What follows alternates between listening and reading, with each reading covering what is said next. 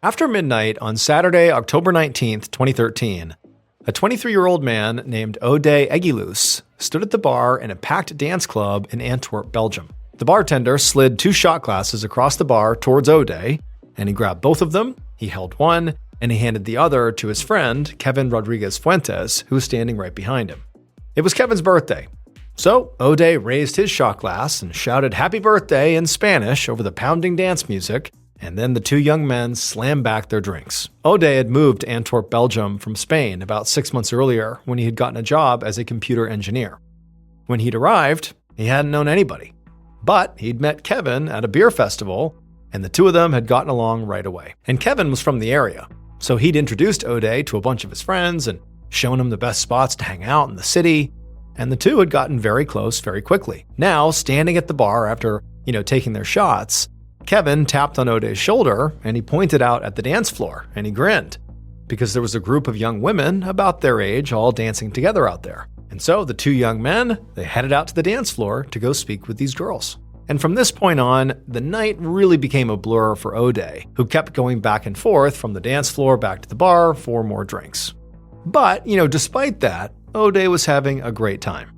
It was really nights like this that made him feel like Antwerp was his new home. But he also knew if he stayed out much longer here, he might end up passing out right on the dance floor. So Ode and Kevin and some friends they had just met on the dance floor stumbled out of the club and into the city. When they got out there, the streets were pretty empty, and so Ode reflexively pulled his phone out of his pocket and looked at the time. Now, his vision was fuzzy, but even still, one-eyeing it, he could see that it was close to 4 a.m. And given the fact that it was so late, basically it was the next day at this point, he just told the group good night, and then he turned around to start walking home to go to bed. The next morning, Ode's friend, Kevin, woke up with a pounding headache. His eyes fluttered open and he looked around and he let out a sigh of relief because he was safely in his bedroom in his apartment in Antwerp. He had been so drunk by the end of his birthday celebration the night before that he literally didn't remember getting home. And so now, painfully, he rolled over and grabbed his phone off the nightstand and reflexively texted Ode, along with another friend that had been out with him the night before, asking how they were feeling. The other friend texted right back, but Ode did not respond. But this didn't really worry Kevin that much. I mean, he's horribly hungover. Ode has to be as well, and so he likely is just sleeping it off, and he'll be in touch when he wakes up. However, all day that day, Kevin did not hear from Ode. And then the next day, October 20th, when still Kevin has not heard from Ode, he really started to get worried. But when Kevin called Ode to check on him to make sure he was okay, when he put the phone to his ear, it didn't ring. Instead, it went straight to Ode's voicemail, like his phone was turned off. And to Kevin, this was pretty unusual. Ode was usually very responsive, even with a hangover. And by this point, Kevin had given him a full day, 24 hours to recover, he should be in touch by now. What's going on? So Kevin called the other friend who they'd gone out with, who had texted him back the day before, to see if maybe Ode had checked in with him. But that friend said he also had not spoken to Ode. And so at this point, Kevin hung up and just decided to go to Ode's house and literally physically check on him. However, when Kevin arrived at Ode's house, he found Ode's roommates, but no Ode. Ode's roommates did not know Ode very well, so they didn't know what was sort of normal and not normal behavior. So when he had gone out for Kevin's birthday party and didn't come back, they just figured he was crashing at a friend's place or something. But to Kevin, this was unusual. To hear that he had not come back, that was not normal. He would know if, Ode was at a friend's house. And so Kevin was starting to panic. But then Kevin remembered one of his and Ode's mutual friends had recently gone out of town for a wedding. And so Kevin thought, maybe that's where Ode is. He's gone with her to the wedding, and that's why he's not here, and that's why he's not answering his phone. So Kevin left Ode's house and called this friend, a young woman whose name was Oyane. He was hoping that she would have an explanation for everything, but instead, when she answered the phone, it was obvious from her voice that she was also freaking out about Ode. Oyane said she also had been calling Ode nonstop over the past day or so, and she couldn't get in touch with him. And so it was becoming clear that nobody had seen Ode since the night of the birthday party when he set off around 4 a.m. to walk home drunk from the bar. Kevin had no idea what he was supposed to do, but he felt like his friend was in trouble. So he contacted the police and officially reported O'Day missing. The following day, Monday, October 21st, Kevin sat in a small room across from members of the missing persons unit of the Belgian National Police. And as soon as the officers started asking Kevin questions, it became clear that this was going to be a very frustrating meeting for everybody. Because no matter how hard Kevin tried, he literally couldn't remember much at all. His memory of his and O'Day's night out on his birthday were really just blurry images and pieces of random conversations because, he was drunk. But Kevin did manage to remember what O'Day had been wearing. He had a gray hooded sweatshirt and a black and white checkered scarf. And he also knew the area of town specifically where they had gone out. But really that was it. And so by the time Kevin left the police station, he felt like he was really letting his friend down.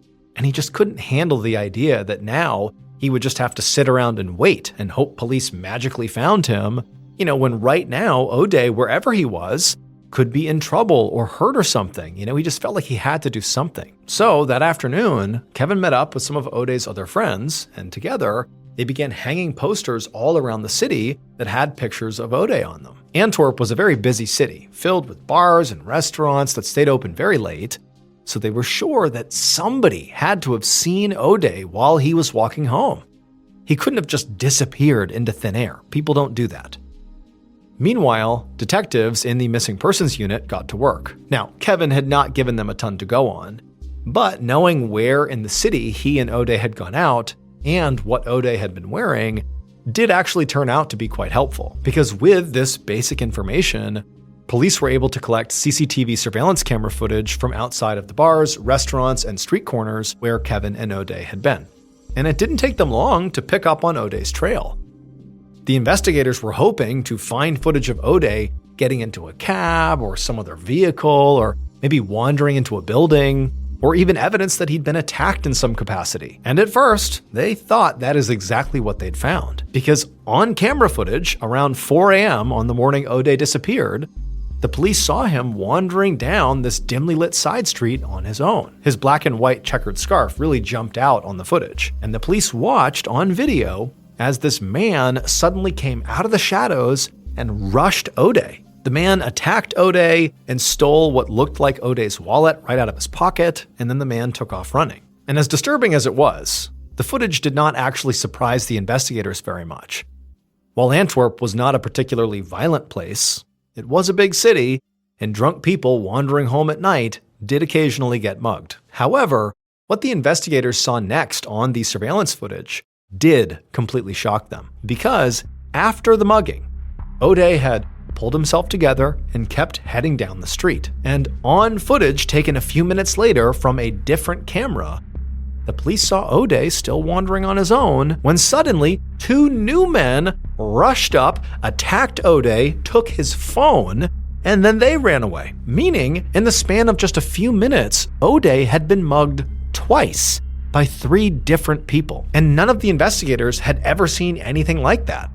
It was like something you'd expect to see in a movie or a TV show about a guy cursed with bad luck or something. But as bizarre as this was, investigators now had something to go on. They didn't know if these muggers, the 3 men, were connected in some way, or if this had truly been 2 random, unconnected muggings. But O'Day's cell phone and wallet had been stolen by these guys. So they could track O'Day's cell phone data and also his credit card info, and the investigators hoped that would then lead them right to O'Day's attackers, and they could figure out what their affiliation was and why they targeted O'Day, and hopefully where O'Day is now.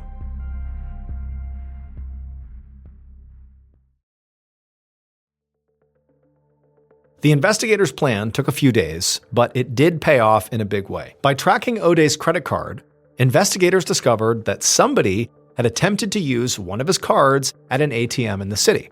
And so they pulled surveillance footage from that ATM to identify the first mugger. Then, by using cell phone tower data and CCTV footage along the route where they saw his cell phone was taken, investigators were able to identify the other 2 attackers involved in the second mugging. And so now they believed they just needed to talk to these thieves to figure out where O'Day was. Fast forward to October 29th, 10 days after O'Day's disappearance, and he still is nowhere to be found. Officers from the Missing Persons Unit interviewed these 3 muggers separately. The police made it clear that they had a pile of evidence here that showed they mugged O'Day shortly before he vanished, so there's no point in trying to deny it. They know what they did. And none of the muggers did try to deny it. In fact, all three men admitted that they had jumped O'Day on the street, and they told the police exactly what they had stolen. But they insisted their attacks, the two muggings, were not coordinated at all. They just happened to have gotten to O'Day within a few minutes of each other. And then even more importantly, they also all insisted that they had nothing to do with O'Day's disappearance. All they did was rob him, that's it. As the investigators listened to these muggers talk, all they could do was stare in disbelief. The idea that three muggers had randomly committed two attacks on the same man within minutes of each other, and that their victim had then disappeared in yet another unrelated incident, seemed almost comical. But no matter how hard the police pressed these guys, they all completely stuck to their stories, which was, we mugged him, and then we ran away and we never saw him again. The police arrested and held all three men in connection to the robberies that they admitted to doing.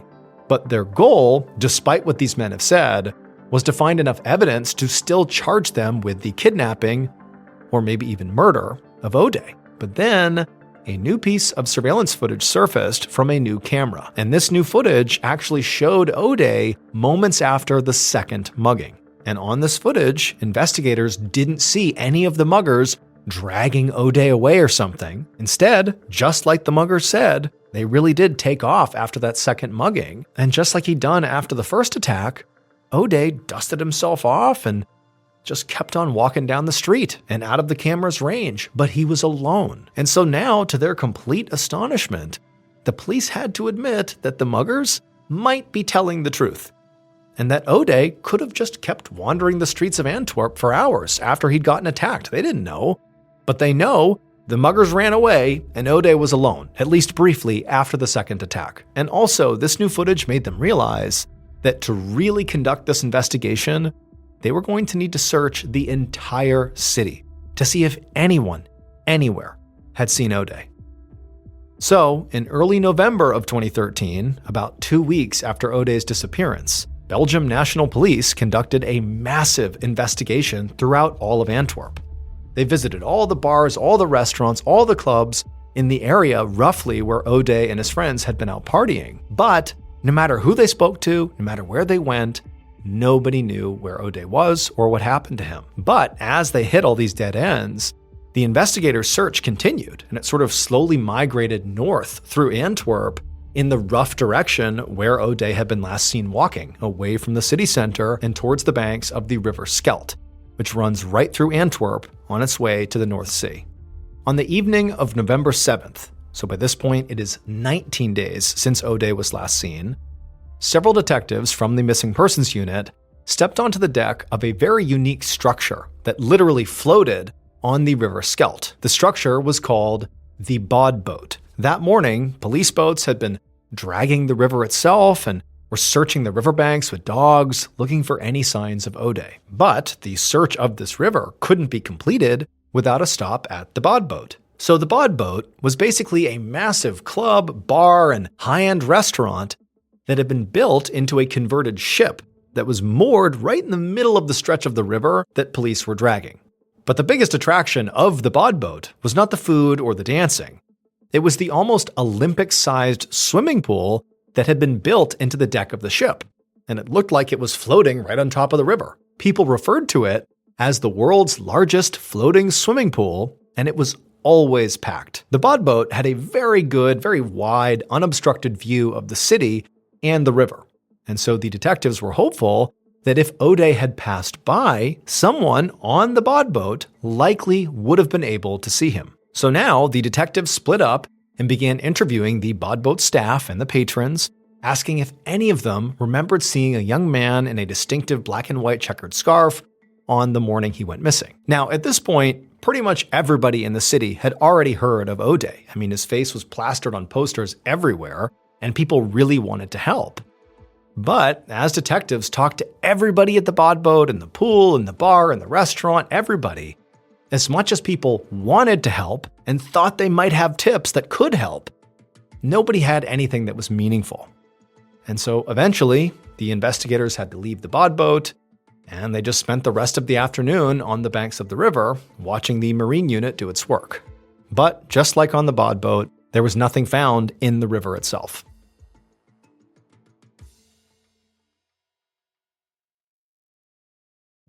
On November 19th, 2013, so now 1 full month after O'Day's disappearance, friends and family gathered publicly, both in Antwerp and his hometown in the Basque country of Spain. In Spain, his family made it clear that they still hoped O'Day would be alive, and that this gathering was not a memorial. It was instead to show their love for O'Day and to bring continued attention to his story so he could be found. In Antwerp, O'Day's friends tried to convey the same message with their meetup, that O'Day had to be out there somewhere and he might be okay. We just need to keep looking. However, by the end of 2013, so now over 2 months after O'Day's disappearance, it became clear that the police investigation was really not making much headway at all. Police still had those 3 muggers in custody in hopes that maybe they would crack and they would admit that they had done something to O'Day after the muggings. But the 3 men had not changed their stories at all. And also, after over a month of canvassing the entire city, no new evidence had really surfaced at all. And so O'Day's friends and family really began to worry that the police might just abandon the search because there was nothing they could do. But then, starting in the early summer of 2014, so a little more than 7 months after O'Day first disappeared, something incredible happened. O'Day's story went viral, and not just in Belgium or in his native Spain, but all across Europe. And this really is not how things typically played out. Thousands of people go missing in Europe every year, and most of those cases go relatively unnoticed by the media and the general public. It just is what it is. But the story of this young man who had moved to Antwerp to start his career and a new life, only to vanish without a trace after being mugged twice in the middle of the night, it just seemed so unbelievable and also resonated with people everywhere. It just felt so tragic. And so as the police, who by this point really had throttled back their search quite a bit, I mean, it's been 7 months by now, as police were showing signs of just basically dropping the case, people all across the continent demanded the police not just continue, but increase their scrutiny. Look everywhere, triple your efforts, find O'Day. And so there's all this unbelievable international outpouring of support from this viral story. I mean, you had poets all over the world writing poems about O'Day, and you had musicians writing music about O'Day. You had charity groups coming out in Belgium and doing their own search for O'Day. I mean, it's like the whole world was rallying to get the Belgian government to act. Like, triple your efforts, find O'Day, he's out there. And then what sort of pushed it over the edge was in October of 2014, as the first anniversary of O'Day's disappearance approached, one of the most famous soccer players in the world, Cristiano Ronaldo, played a game with images of O'Day on his jersey. I mean, his story really had reached basically everyone. And it was at this point that Belgium did act. The Belgium National Police literally doubled down on their efforts to search the entire country for O'Day. They're not just looking in Antwerp anymore, they're going to look everywhere. They also enlisted the help of Interpol, an international police organization, to expand the search to other European countries. And so throughout 2014 and into 2015, investigators in Antwerp revisited bars, restaurants they had gone to during their initial canvass, and they re-interviewed people connected to O'Day. They also made public announcements to let people know they were still looking for O'Day. But despite all this effort, despite really doing their absolute best to find O'Day, they couldn't find him. But then on September 18th, 2015, so 1 year and 11 months after O'Day's disappearance, something happened with the bod boat that changed everything. So to understand what happened, you need to take into account the literal design of the bod boat. So the bod boat really was, this entertainment hub that had been installed in this decommissioned boat. But the boat is not like a boat that we think of when we think of a huge ship or something where there's multiple stories and a huge deep keel that goes beneath the surface of the water. Instead, it was more like a big floating dock, almost like a catamaran-style boat where it's sort of one level, this big rectangular square, and there really is nothing below the surface. It's more like a big floating dock. That was the bod boat. And on September 18th, 2015, the swimming pool on the bod boat began to leak. Now, remember, you're looking out at the bod boat from land, and it basically looks like a big floating dock with all these attractions on it, including a pool. And so even though you'd see the surface of the swimming pool being at level with everything else, basically right at the top of the river, well, there's a recessed portion that effectively touches down into the river. And so at some point, there's a leak that formed on the base of this pool, and the pool began taking on all this extra water, and the pool literally broke off from the bod boat structure, and it sank to the bottom of the river. Now, luckily, no one had gotten hurt when this happened, but the story had taken over the news. The bod boat was a huge attraction for people in Antwerp, as well as for tourists visiting the city, and so the city immediately began working to come up with a plan to resurface the swimming pool and rebuild the bod boat. Finally, on February 11th, 2016, so almost 2.5 years after O'Day's disappearance and 5 months after the swimming pool sunk, 2 cranes attached to a boat were brought in to latch onto the base of this pool at the bottom of the river and try to resurface it. And on that afternoon, a member of the work crew stood on the boat, watching the water and helping oversee everything as the cranes slowly did their work. And as he kept his eyes trained on the water, eventually, the bod boat's swimming pool, which was still actually mostly intact, broke the surface. And as this happened, a few of the workers let out a cheer, but something in the water caught the crew member's attention. At first, he couldn't tell what it was, but when he leaned down to get a better look, he immediately shouted for the crane operator to stop. The cranes fell silent, and with shaking hands, the crew member took out his phone and called the police. Eventually, once they put all the evidence together, this is what police believe happened to O'Day on the early morning of October 19th, 2013.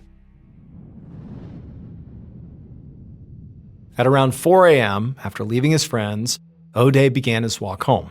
And like the police already knew, he was mugged twice in a matter of minutes.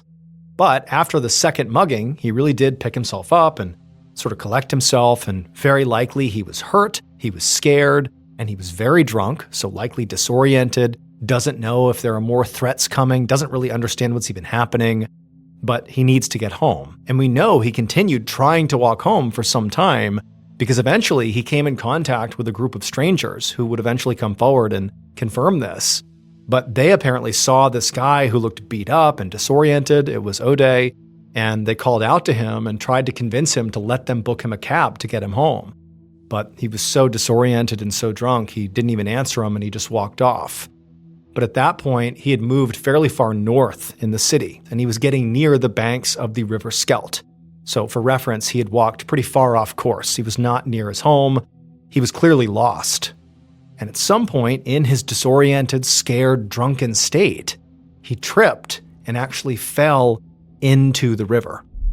Now, the shock of landing in the water likely, potentially sobered him up a little bit, but he was really, really drunk.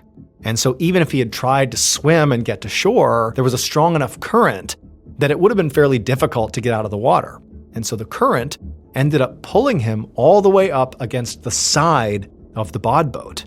And so once he was there, kind of pinned against the side of the bod boat, right on the side of the bod boat where that swimming pool was, he was too weak and drunk to swim out of the current. And so he just kind of being pressed up against the wall of the side of the bod boat until he had no more energy left to fight. And he was slowly pulled under the surface and forced underneath the bod boat, specifically to the bottom of the recess of the swimming pool, where there's not much space between the bottom of the pool and the bottom of the river. And so he basically got pulled down and got wedged right in that space underneath the pool of the bod boat. And there he drowned. And for more than 2 years after his death, O'Day's body remained wedged underneath that swimming pool. And so for all that time, people are swimming in the pool, not realizing they're a couple feet away from a dead body. But then finally, the swimming pool, sunk to the bottom. It was pulled back up by those cranes, and attached to it at this point was O'Day's body. And that was how they found him. The muggers who attacked O'Day were ultimately convicted of robbery, and they all served approximately 4 years in prison. Now, the muggers were never actually shown to have any direct connection to O'Day's death. And while authorities believe the most likely scenario is that O'Day simply fell into the water, they were never able to officially rule out foul play. O'Day's parents have called for further investigation. A quick note about our stories: they are all based on true events, but we sometimes use pseudonyms to protect the people involved, and some details are fictionalized for dramatic purposes.